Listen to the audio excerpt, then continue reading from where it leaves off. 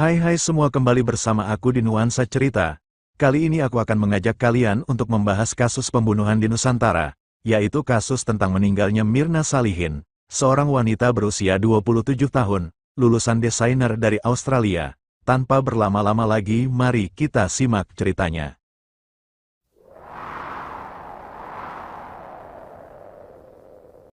Pada tahun 2016, Indonesia dikejutkan oleh sebuah kasus kriminal yang nyaris seperti alur film, kematian Myrna Salihin setelah meneguk kopi bercampur sianida. Peristiwa yang seketika dijuluki kasus kopi sianida ini dengan cepat berubah dari sebuah tragedi personal menjadi sorotan nasional, mengungkap sebuah narasi kelam tentang persahabatan, pengkhianatan, dan pembunuhan berencana yang dipertontonkan langsung kepada publik melalui persidangan yang sensasional.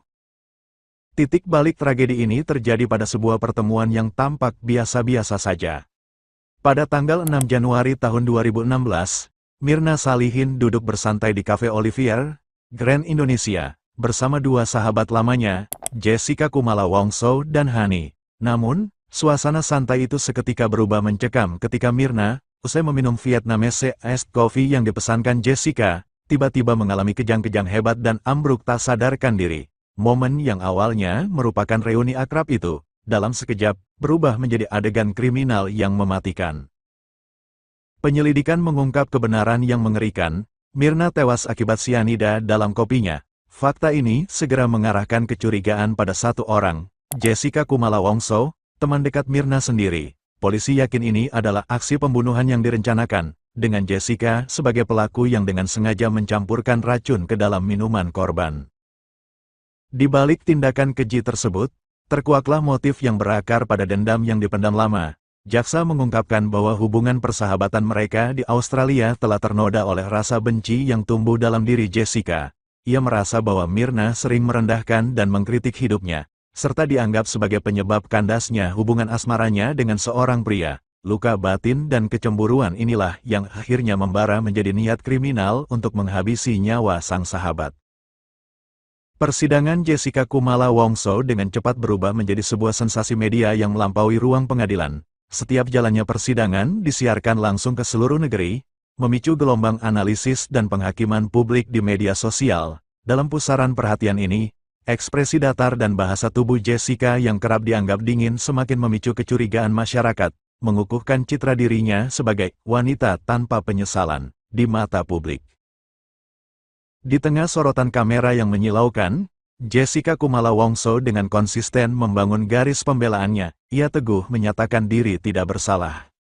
Tim kuasa hukumnya gencar melancarkan serangan balik dengan meragukan keabsahan barang bukti, mulai dari kemungkinan kontaminasi pada gelas hingga celah dalam prosedur penyidikan. Namun, konstruksi jaksa yang dibangun dari rekaman CCTV, kesaksian Hani, dan laporan ahli forensik tentang sianida, justru kian mengokohkan posisi Jessica sebagai tersangka. Putusan akhir pun diucapkan pada tanggal 27 Oktober tahun 2016. Majelis Hakim menyatakan Jessica Kumala Wongso terbukti secara sah dan meyakinkan melakukan tindak pidana pembunuhan berencana. Sebagai konsekuensinya, vonis hukuman penjara seumur hidup dijatuhkan kepadanya. Keputusan ini kemudian diperkuat melalui proses banding dan kasasi di tingkat Mahkamah Agung, sehingga mengukuhkan hukuman seumur hidup yang harus dijalaninya tanpa kemungkinan untuk memperoleh pembebasan.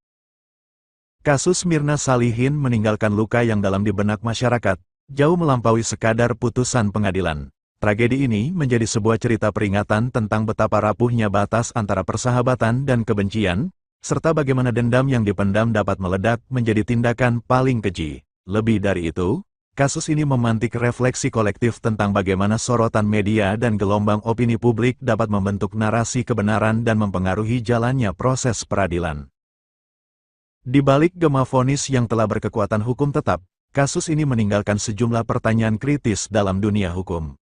Beberapa pakar dan pengamat hukum mempertanyakan ketiadaan motif yang kuat secara material, mengingat hubungan persahabatan yang lama tidak cukup dianggap sebagai alasan mendasar untuk melakukan pembunuhan berencana. Selain itu, ketiadaan bukti langsung seperti sidik jari atau saksi yang melihat Jessica mencampur racun, membuat sebagian pihak menilai putusan ini lebih bertumpu pada bukti permukaan dan konstruksi logika yang rapuh. Proses peradilan yang berlangsung di bawah sorotan media massal juga dianggap memengaruhi independensi dan kedalaman penyelidikan, di mana tekanan publik menciptakan kebutuhan untuk segera menemukan tersangka dan mengakhiri kasus ini. Dengan demikian, meskipun secara hukum dinyatakan selesai, kasus Mirna Salihin tetap menjadi pembahasan terbuka mengenai sejauh mana sistem peradilan pidana Indonesia dapat bekerja secara objektif di tengah hiruk-pikuk opini publik.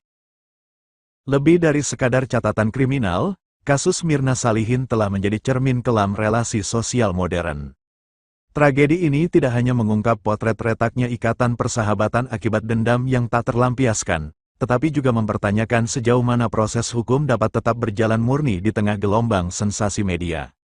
Vonis seumur hidup untuk Jessica mungkin telah menutup tirai perkara di pengadilan, namun ia justru membuka tirai diskusi panjang tentang kompleksitas keadilan, etika persahabatan, dan bahaya laten prasangka dalam sistem peradilan kita. Pada akhirnya, kasus ini akan terus dikenang sebagai luka kolektif yang meninggalkan pertanyaan abadi.